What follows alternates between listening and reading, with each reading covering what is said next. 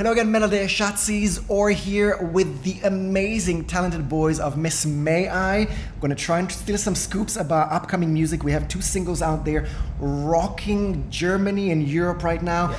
Levi and Ryan, how are you guys doing? Good. Happy to be back. Yeah, it's been awesome. Yeah, having a good time. We're early. We're not tired yet. It's early in the tour. Okay, I love that. You guys are smelling fantastic. Yes. But I know it's going to change later tonight. Showering frequently. I love that. But I feel like it's been a while since I've seen you. I've been following you for years. And I feel like your pre-corona cycle got very intense over corona. I feel like with I think Deathless and Shadows Inside kind of marked a new side of you, and then this new decade feels way more intense. Okay. I feel like between Corona and the release and the 15th anniversary of Apologies, I feel like it's been an eventful decade for you guys. Mm-hmm. Yeah. In a different way for us, yeah. We're very busy when we were younger and just never went home, and it's more high impact, less touring than it used to be, but making sure that anything we decide to do is more impactful. So Can we point out one really good memory from those days? Because I feel like we're going to talk about that change in a second, but I feel like between Corona, lineup changes, so many things happen around the 15th anniversary, label change. Is there anything positive that you will always go back to, like, oh, the last couple of years were spectacular because of that?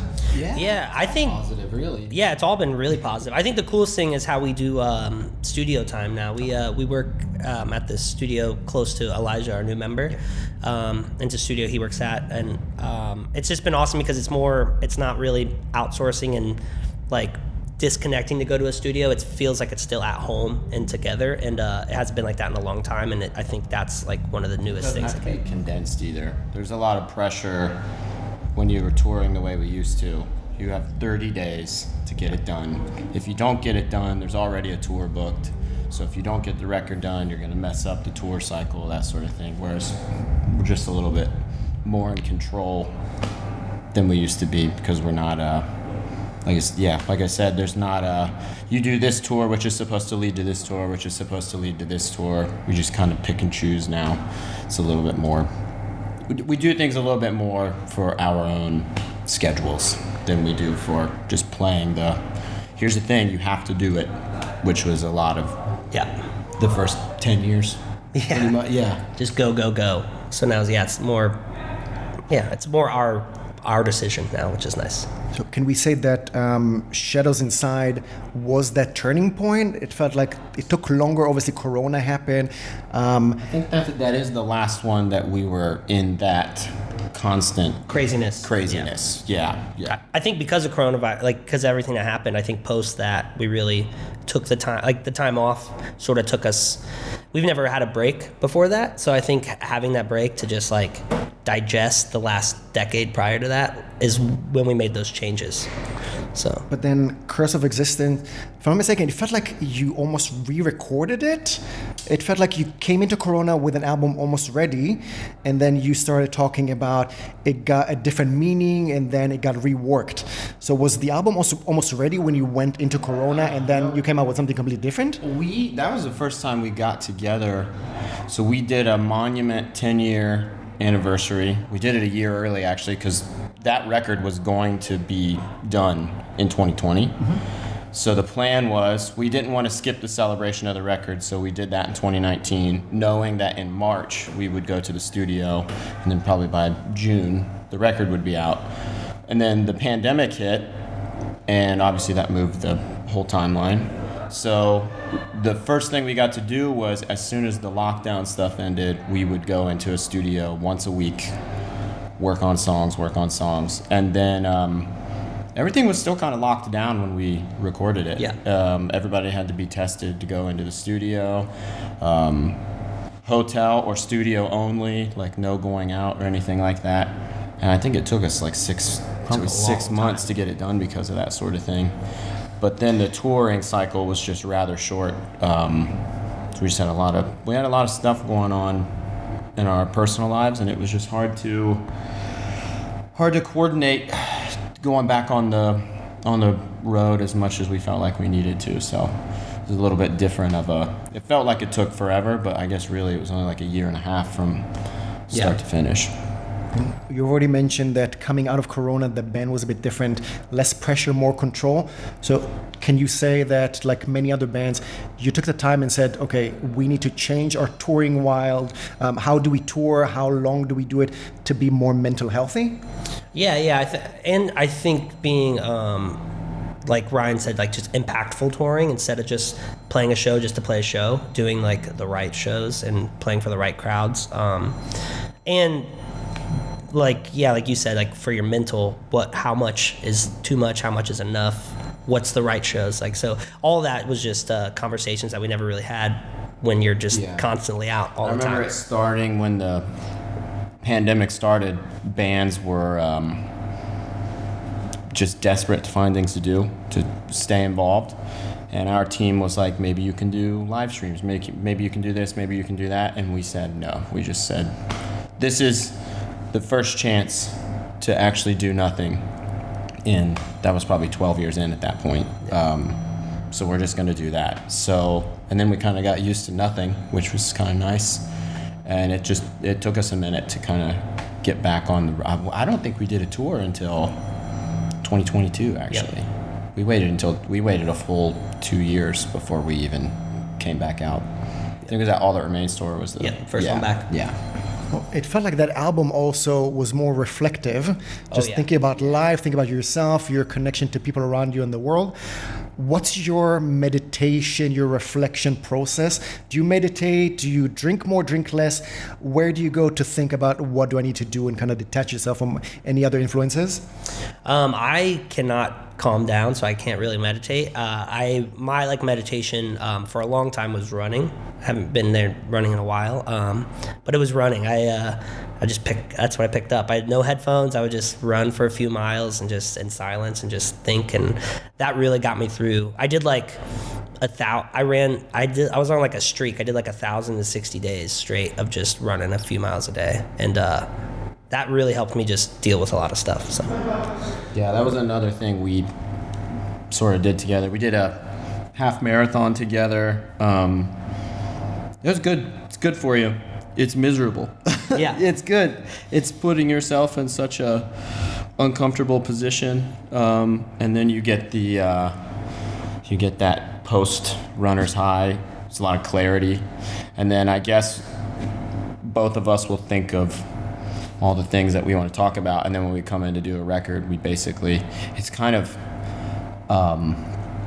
we kind of have a very analytical way of starting out. We both have like nice lists of like, I think this is a good thing to talk about, I think this is a good thing to talk about, and most of the time there's like 10 or 15 in common, and then we have our ideas, and then we just kind of wait for the correct song to pop up where we're like, this is the topic for this song. Yeah, I'm feeling this from that song. Yeah. So vocal lyrics always come last, sort of, with after the instrumentals, and it's just because we like vibe, feel it, and it's crazy how more times often than not that it would be a topic from over here and a topic from over here, and both of our subjects sort of mesh together, and then that's what the song's about. So everyone was subconsciously feeling the same feeling from the instruments, which is a cool thing. So you guys never write before you get into the studio or before you meet? There's no like a notepad with half lyrics or anything like that? We got like some little like ideas here. It's like a riff bank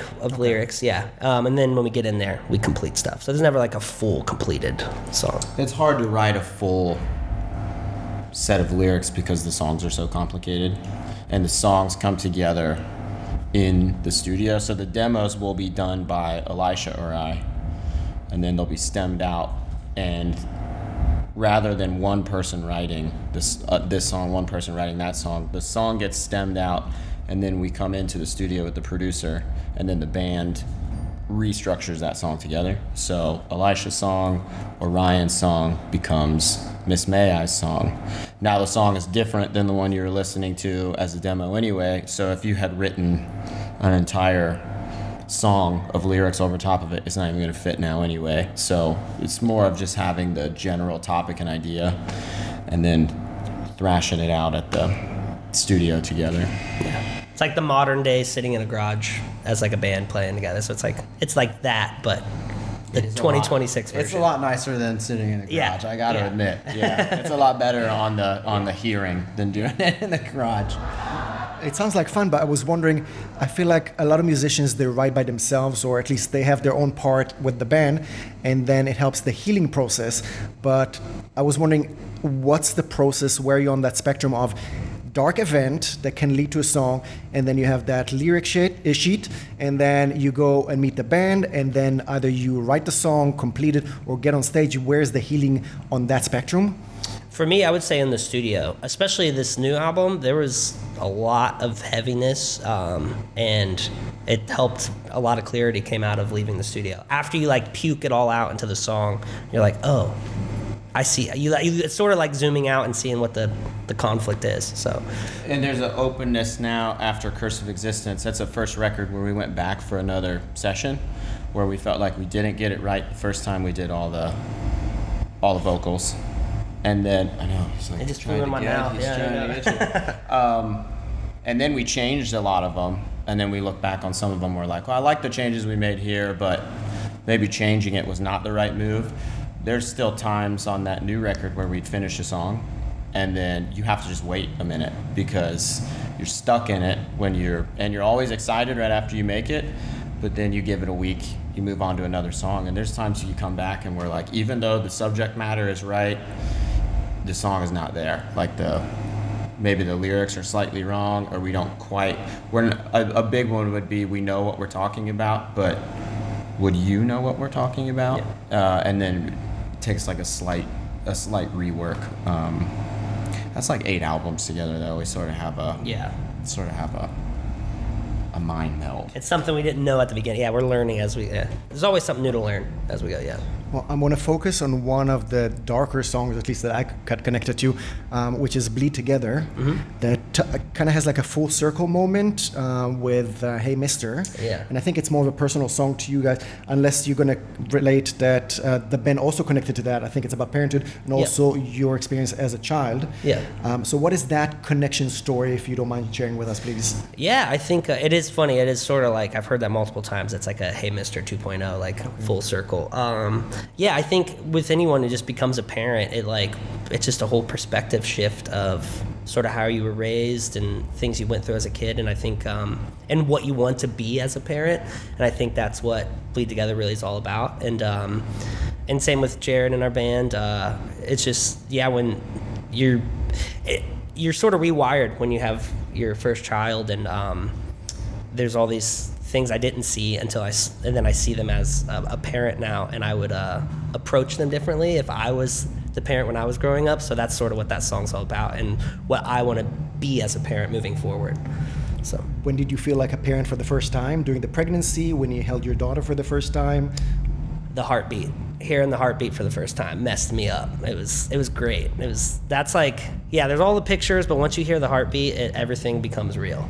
Yeah. And how would you describe your parenthood style? What kind of dad are you? The cool one, the helicopter one, the letting them make their own mistakes? Where are you on that definition? I am the helicopter parent for sure, because they're my little girls. I am the fun one. My wife gives me a hard time because I am like, it takes me like an hour to put them to bed, where it takes her like 10 minutes because it's like a wrestle arena and we're throwing stuff. But yeah, I'm the fun one. But you sort of need that dynamic because their survival is definitely coming from my wife, but their like learning and funness and like getting dirty is coming from me. So I appreciate that honesty and openness about that. Yeah. And I was wondering, kind of relating to Free Fall, that touches on that leap of courage. What helps you guys when you're not sure what to do and you know that you need to do something, but as we said, kind of scared of that? So what's your leap of courage? Mistakes. Yeah. So do it anyway. Yeah, and I think the older we get, we talk about this too, just not even outside of the band, just personal lives. It's like, I think you're never like, I don't think there's a finish line with courage. I think you can always get better. Mm-hmm. And I think we're all as like humans and friends getting better at that. Even when we confront each other or talk about deeper subjects, it's like that gets better and better over time. And I think that's something you can always learn and work on. And that's sort of what that song is about. It's just, and that's what we try to sort of project onto some fans and friends and family of just like, hey, like, it sounds scary, but you will feel better if you take the leap. It's like a bungee jump. It's like at the moment it's terrifying, but just see what it feels like on the other end. So this is fun. I haven't listened to these songs in so long. This is fun. You name a song and I'm like, oh, it's a good song. Well, I'm glad you still like your music. Yeah. But I'm going to try and take you on a bungee jump and confront you with a definition, some sort of a genre. We talked about that growth. We talked about progression, about learning and reflection. How do you feel when somebody refers to you as an adult? As an adult? Yes. Do you accept that word? Oh yeah, I actually appreciate it because I think I'm a kid still. So I'm actually like, you think I'm an adult? I appreciate that. So yeah. Yeah. I find it funny. I think we were just talking about this. You think about your parents and you're like, when this happened when I was a kid, my parents were younger than I am right now. It's kind of a crazy thing to we're all closing in on our 40s. So it's weird to look back and then you think about yourself, you're like, well, man, I didn't know what was going on when I was the same age as them. So you kind of puts in perspective how stressful that probably was for them at the time. But when you were the kid looking up at them, you're like, they know everything. They got it. They got it. And then as we keep going, you realize, like, I don't think you ever really figure it out. I don't think you ever really figure it out. There's no finish line. Yeah, everyone's always working on themselves, yeah. Well, let's talk about what you guys are working on, because there are 2 new singles that were released over the last couple of months, Pray for Silence and Down the Vine. And it feels like you guys might not be heading in the album direction. I was thinking maybe we're going to expect like 20 singles. Can we talk about the future? Yeah. Just the 3 of us here, okay? Yeah. Just disregard this microphone and everything. Just 3 friends talking about new Miss May I music. So what can we expect in the near future? Yeah, there is a new album coming. It is finished. It's not announced. We don't know when it's coming out, but it is complete and done. Those songs are from it. And I think, hopefully people are getting an idea of what the topics and vibe of the album is from those 2 songs. But I will say it's very diverse, and it's a very fun album. Yeah, so. In the single thing, the not to be boring, but the music business is so much different than when we started. And I think one thing we experienced on Curse of Existence is we dropped 2 songs before the record came out, but they're relatively close together. And once you drop the whole record, it's over. It's done. Like there's not going to be anything new for years sometimes. There's some exceptions. There's the deluxe version. Right. So we're just enjoying kind of taking our time releasing them, because we don't really have since we've changed the way we do things, we don't have a desperation to get something out to make sure we can do something else. We can take our time for once, which we've never had. Like I said, we've never released something where there wasn't just crazy pressure timeline wise, because it's always like you have this much time to do this, and if we don't do this, then you probably can't do this, and we already booked that. So if you don't do this, then it's going to screw that up. And doing it the way we're doing right now just gives us a lot more time to enjoy each song. And it helps you choose the next one. Yeah. It helps you choose the next one. You get the time to release them and see what fans are actually excited about, which has not helped us very much on this one because they liked both. Yeah. So now we're like, okay, well, that's a good sign. That's nice, but we didn't really... neither of them were like super popular in comparison to the other. People liked both of them, so we're like, okay, we could do either direction, and it seems like they're being enjoyed. So that's a nice thing. Well, I'm going to try and steal some scoops about some other nice things that might have happened, because I feel like the last time we got a release from you was the 15th anniversary of Apologies, that gave us new versions, collaborations on every single track from the original. So can we talk about collaborations with the upcoming release? Yeah. There's not to have any, not to be a burst of bubble. Yeah, I sort of. It's really cool because we never really had a lot of collaboration. So that was like our big swing to be like, hey, I haven't used this ticket yet. So I texted all the homies and I was like, hey, I haven't asked yet, but I'm gonna ask everybody for this one. So there's no collaborations on the new album coming out.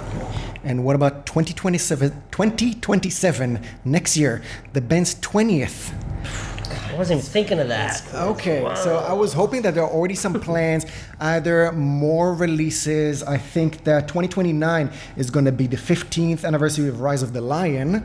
So not to make you feel too old or anything, but we love to celebrate stuff with you. Yeah. So can we expect any celebrations, any more 15th anniversary versions or anything? Because you've already missed one. We missed that heart. Yes. We missed that heart, which we were trying to figure out, but it just didn't fall correctly because we had the new record coming. Curse was 22-ish, right? Yeah. Yeah. So we had the new record, so it would overlap, which is also why we didn't push new stuff sooner. So we did want to celebrate Apologies. Monument would be, so that's 2010. Last year. So that'd be 20. We have until 2030 to figure that one out. Oh, if you're doing 20. Yeah, because you did at 15. This point, That's a cycle you're creating. At this point, I think we're probably looking at 20-year anniversaries on them because I don't think we're really interested in Rise of the Lion.